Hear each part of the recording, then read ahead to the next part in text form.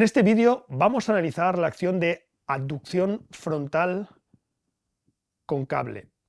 En este caso es sentado en un banco para tener más punto de soporte y vamos a utilizar este ejercicio como ejercicio base. Podemos observar que el movimiento lógicamente se da en el plano frontal.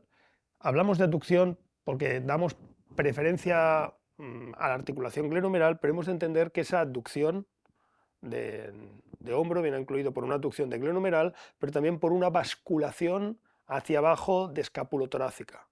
¿Eso qué implica? Que esta artrogeometría o este movimiento articular es la combinación de movimientos en la GH y nunca se puede separar de los movimientos en la escapulotorácica. Fijaros que la vuelta, en la ABD, podríamos decir excéntrica, se está por haciendo lo contrario, está haciendo una ABD de GH con una basculación hacia afuera. Si entramos en la musculatura que principalmente trabaja, si vamos a desglosar lo que es el AGH, nos vamos a encontrar que principalmente es una cosa muy curiosa. Podemos ver que en este plano frontal coincidiría un trabajo sinergista entre la musculatura del dorsal y pectoral, especialmente la musculatura del pectoral más, podríamos decir, más abdominal o más costal, y algo la external, bastante menos las fibras claviculares. Eso significa que no tienen por qué ser antagonistas dorsal y pectoral. Esto cuando explicamos dentro del máster esto de que los músculos son a músculos antagonistas, no son por real decreto, lo son en función de la situación en la que se encuentran. En esta acción, pectoral y dorsal son sinergistas. Hombre, si son antagonistas, depende. Si haces una ADD transversal, pues es viable que en algunos casos, en algunas posiciones, sean completamente antagonistas. Aunque aún y eso, podían llegar a ser agonistas en según qué circunstancias, aún y eso en el plano transversal. Pero aquí son claramente sinergistas. No es el plano más claro para ninguno de ellos,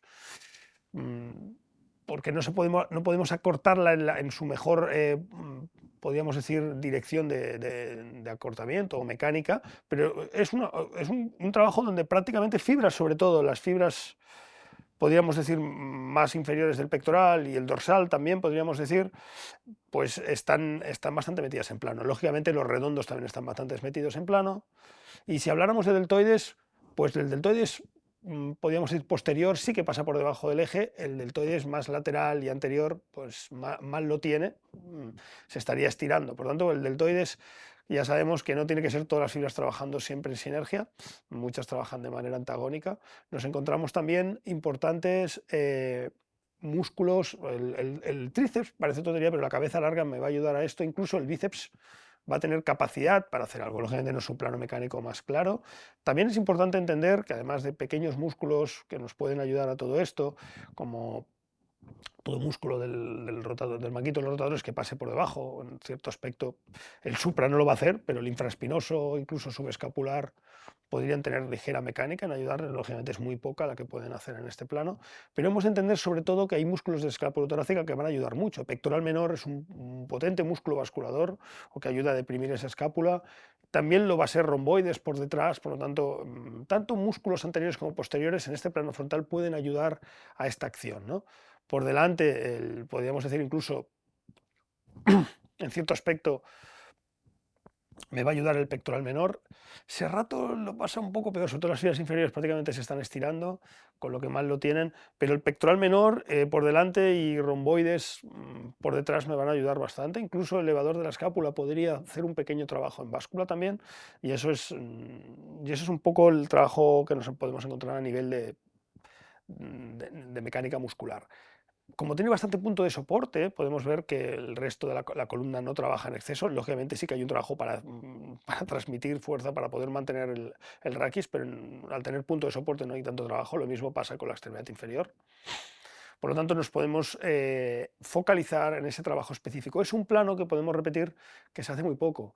Si específicamente hay muy pocas máquinas que lo hacen, pero bueno, pues aquí estamos para poder explicarlas todas. Variaciones que podemos encontrarnos. Fijaros el perfil. En esta posición final, este cable es un perfil bastante interesante. Aquí pierdo fuerza, pero el brazo de momento se hace pequeño y me disminuye, pero no lo suficiente para que dejarme sin resistencia, como podría pasar con otro. Y aquí, por ejemplo, se va haciendo mayor. Y aquí es donde me ataca con más, pero es una posición donde soy bastante fuerte. Conforme excéntricamente realizo más esta ABD, voy perdiendo, y ahí voy perdiendo brazo de momento, prácticamente me quedo sin nada en esta posición. Puede ser que donde sufre este perfil es en esta posición inicial, donde tendríamos que reducir un poco el rango. No puedo empezar desde estos 150, 180 porque me quedo sin resistencia. Pero en esta posición es donde me llega más, soy más fuerte y conforme hago ADD frontal, cada vez se va haciendo más pequeño, pero nunca llega a cero. Por lo tanto, en esta parte final de acortamiento me puedo dedicar a cortar bien, de sentir bien esta ADD, estos músculos que es dorsal a corte, que el pectoral también pueda ayudar a acercar mucho más los brazos al tronco y que podamos ayudar a esa basculación hacia abajo de escápula. Si vemos que es mucha distancia, podemos jugar con los brazos en momento en función de si tengo algún problema en los codos, por ejemplo, y no me interesa transmitir la fuerza en los codos. Está claro que la posición en la cual se encuentra el codo no me abre demasiadas fuerzas ni en flexores ni en extensores, porque está abriendo fuerzas en el plano frontal del codo, y ahí prácticamente hay mucho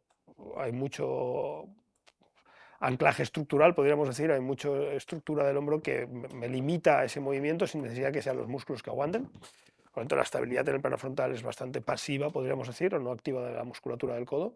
Pero aún y eso, podría haber gente con algún problema en los codos que esas fuerzas que se abrirían le podrían causar algún tipo de daño. Vemos aquí que puedo coger pues, un tipo de agarre diferente, con una especie de tobillera, y con eso agarro por encima del radiocúbito y lo apoyo en el húmero, y mi codo queda libre de transmisión de fuerzas.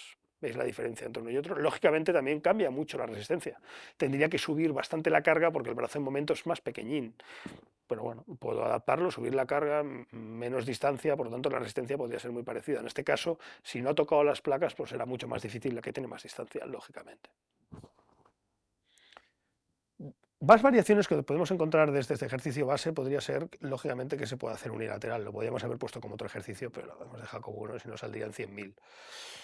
¿Qué pasa al hacer unilateral? Como siempre hablamos, estamos en el plano frontal, por lo tanto eso nos abriría fuerzas en el eje anteroposterior de la columna, fijaros, se nos llevaría para allá, y obligaría, en este caso, a los flexores laterales derechos a tener que trabajar. Haya o no haya movimiento, él está haciendo el movimiento para que veáis esas fuerzas. Que no hubiese movimiento, por ejemplo, si él se queda en la columna sin mover, eso no significa que la columna no tenga que trabajar en ese plano frontal más. Cuando hay dos lados, esas fuerzas quedarían contrapesadas, el eje anteroposterior de la columna quedaría contrapesado. Al hacerlo con un solo lado, obligamos a esta musculatura de la columna a poder estabilizar las fuerzas que abre ese cable de manera unilateral. Eso hay que tenerlo en cuenta. Sí que es verdad que no son tan grandes porque el banco y la fricción del banco me ayuda un poco. Si no hubiera banco, en otros ejercicios con otras circunstancias podemos ver que eso se acentúa más, pero hay que tenerlas en cuenta. Otra variación que ya aprovechamos para hacerla unilateral, pero no tiene por qué ser solo unilateral, es poder cambiar un poco la posición en la cual colocamos la glenumeral respecto al movimiento en este plano frontal. Es decir, hasta ahora lo hemos hecho en una neutralidad, pero podemos hacer esa DD, por ejemplo, desde posición de rotación interna. El problema que hay aquí, cuidado aquí con el rango. Esta posición de rotación interna genera más compromiso articular conforme hago la BD. Por lo tanto, tendré que reducir un poco el rango, quedarme en 60-70 para no...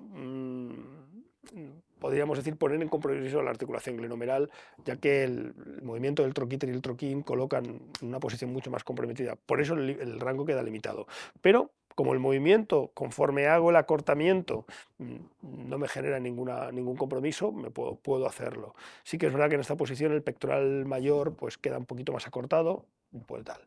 Habría que ver hasta qué punto, pero también influiría mucho. A veces lo podemos colocar muy biomecánicamente, pero luego no estimularlo adecuadamente.